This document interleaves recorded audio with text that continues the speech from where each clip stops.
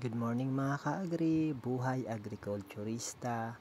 Sa ngayong araw po ay nag-field work kami ni Juban papunta sa Sitio Diit, Barangay Nahulid, Katubig, Northern Samar. So kasalukuyan po kami ngayon bumabiyahe papunta sa Queen's Hidden Farm. So ang may-ari po nito si Mother Beatrice Yamugan at Susimo Yamugan. So ito po ang daan papunta sa kanila.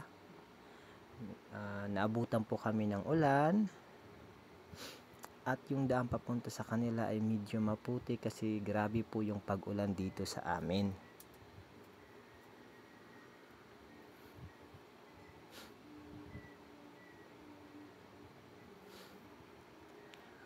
Noong linggo po ay nag-assess dito si Juban para paanakin yung isa nilang kalabaw. So ngayon imo-monitor namin kung ano na ang kalagayan. So ito po yung kalabaw, medyo mahina pa yung katawan niya kasi po ito po ay nagka-prolapse kasi po hindi po ito na-assess ng may-ari nitong kalabaw. So nalaman na lang po ng may-ari umaga na po at lumabas na yung anak nito. So malaki po yung anak kasi po ito ay iniay ng Bulgarian Buffalo at ito pong inahin ay native po. Another po, ito po ay nagkaroon ng mastitis. Ito po ngayon yung isang problema kasi hindi po ito nakapagpadidi sa kanyang anak.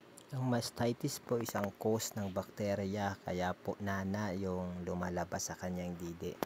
Para po ito malunasan, tinurukan na po ito ng antibiotic. Ngayon po, inirekomenda namin na bumili po sila ng gatas ng kalabaw na mabibili sa Coop Katubig kasi po yung mga farmers dito sa Katubig, Northern Samar, yung may mga kalabaw ay nakakapag-produce na sila ng gatas, lalo na yung mga kasali sa CCDP or Carabao Coconut Development Program na kung saan yung mga gatas nila ay binebenta nila sa Co-op.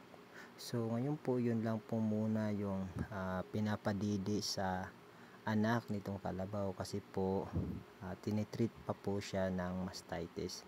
So ito po si Mother Beatrice Yamugan at Tatay Susimo Yamugan, sila po yung may-ari. Saludo po ako sa kanilang dalawa kasi po nakikita nyo po na sobra po yung kasipagan nitong dalawa kahit na may mga edad na at ito pa rin po nagpupursige para mabuhay itong kanilang kalabaw. So saludo po ako sa lahat nating mga masisipag na mga magsasaka.